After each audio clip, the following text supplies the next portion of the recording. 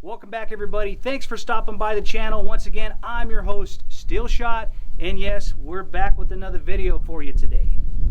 I've been quite busy lately and I haven't made any videos.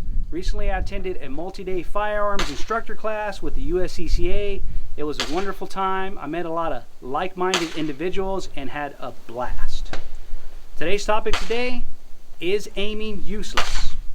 We're going to get into that right now. Let's roll that intro footage.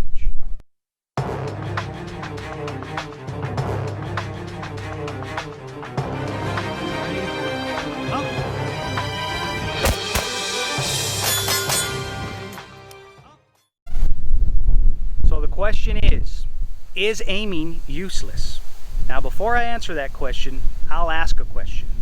Are we talking about marksmanship on the range, or are we talking about defending ourselves in a deadly force encounter? Because there is a difference.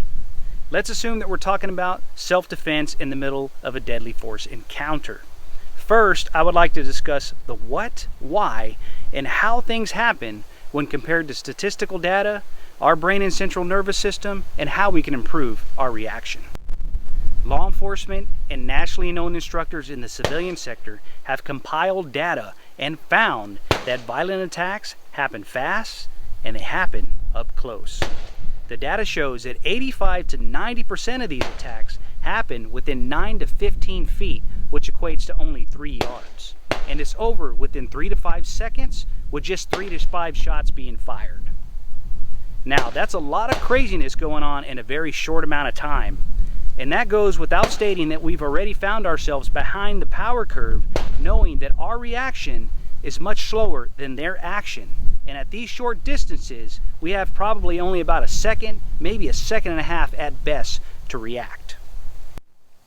Now, under these conditions of extreme stress, our brain and central nervous system will likely suffer physiological effects that may prevent us from even seeing our sights at all.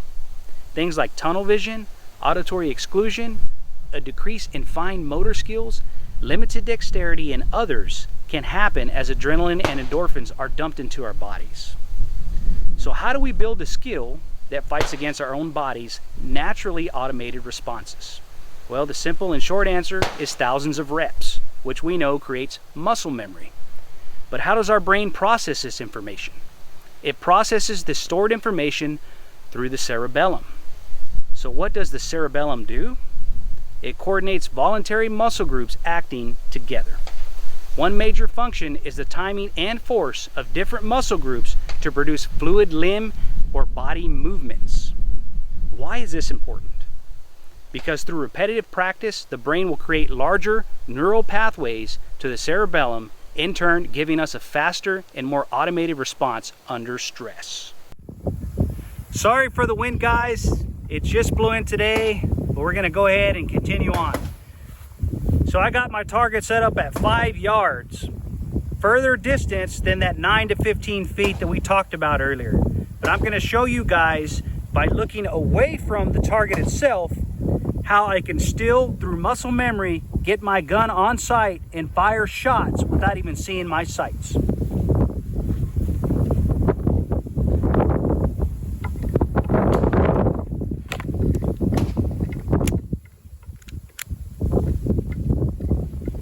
Ready?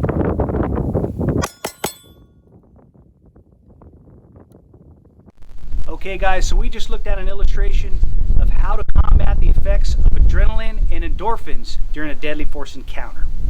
So it's important that we utilize those neurological pathways to the cerebellum and create a heavily trafficked area so we can create some muscle memory that would help us in those situations when we may not see our sights at all. Once again, I appreciate you guys watching today. Thank you. If you haven't subscribed to this channel, please do so. And more importantly, like and share this video, as it helps us with the YouTube algorithm. Until next time, train smart, be safe, and stay prayed up. Steelshot signing off.